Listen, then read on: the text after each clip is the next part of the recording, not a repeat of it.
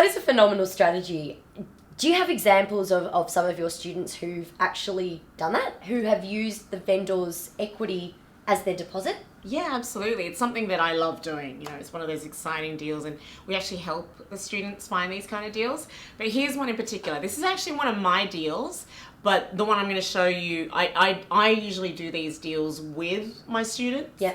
So this one is my deal and a number of other students' deals. So for one of the people that's in here, his name was Podge. So here's Podge's deal. Yeah. Podge. So you Hi, can Podge. see here, it is a Queensland property, and the purchase price was $430,000.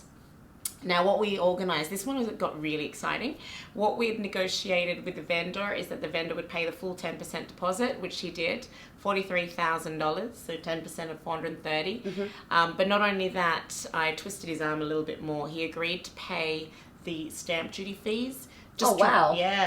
Just to round it up, let's say that was about 22 grand. It was a little bit under that, but just to make the number nice and round and easy to follow. That's awesome. $22,000. It didn't end there. What? Yeah, we got him to pay for the legal fees as well, so there was another $2,000 on top of that.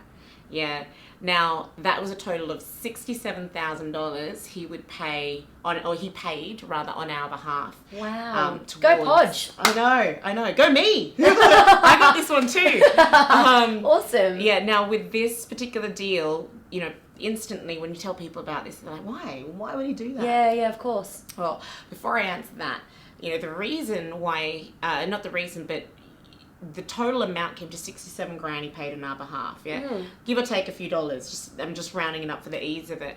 But when you buy a property for $430,000, just to put things into perspective, you actually need 67 grand. Of course. To buy it. So, that's the amount that you should be prepared to pay. Yep. In our case, we put nothing down.